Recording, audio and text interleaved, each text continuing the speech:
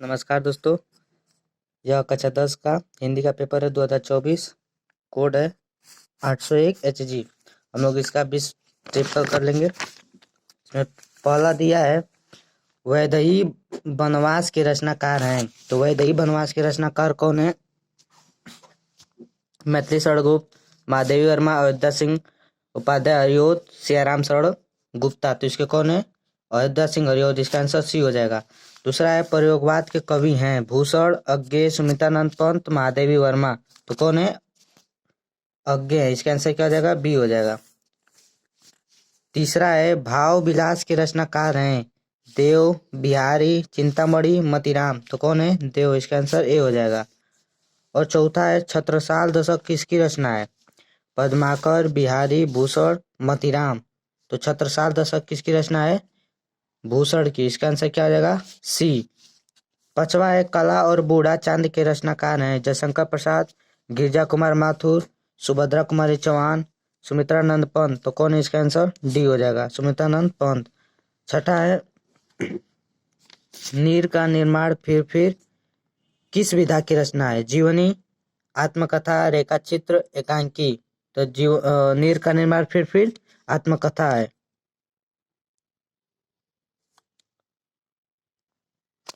सातवां है कि निम्नलिखित में से शुक्ल युग के लेखक है मोहन, राकेश, अमृत राय, श्याम सुंदर दास, कमलेश्वर।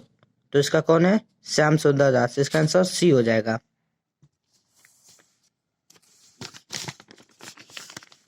आठवां है निम्नलिखित कथन में से कौन सा कथन सही है? शशांक के रचनाकार आचार्य रामचंद्र शुक्ल हैं। आकाशदीप कहानी के लेखक राम कुमार वर्मा है। भारतेंदु हरिश्चंद्र आलोचना साहित्य के जनक माने जाते हैं।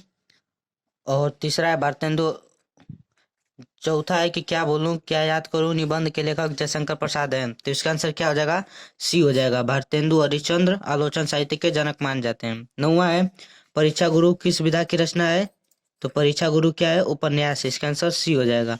10वां है बाणभट्ट की आत्मकथा के रचनाकार हैं जयशंकर प्रसाद, हजारी प्रसाद द्विवेदी, राघेय राघव, धर्मवीर भारती। तो कौन है बाणभट्ट के? हजारी प्रसाद द्विवेदी। इसका आंसर बी हो जाएगा। 11वां है रस के कितने अंग होते हैं? 5, 4, 3, इनमें से कोई नहीं। तो रस के कितने अंग होते हैं? 4 अंग होते हैं। इसका आंसर क्या आ जाएगा? बी हो जाएगा। 12 है पियो जी मैंने राम रतन धन पायो पंक्ति में कौन सा अलंकार है? उपमा, रूपक, उत्प्रेक्षा, यमक। तो कौन सा अलंकार है? वो रूपक अलंकार। इसका आंसर बी हो जाएगा।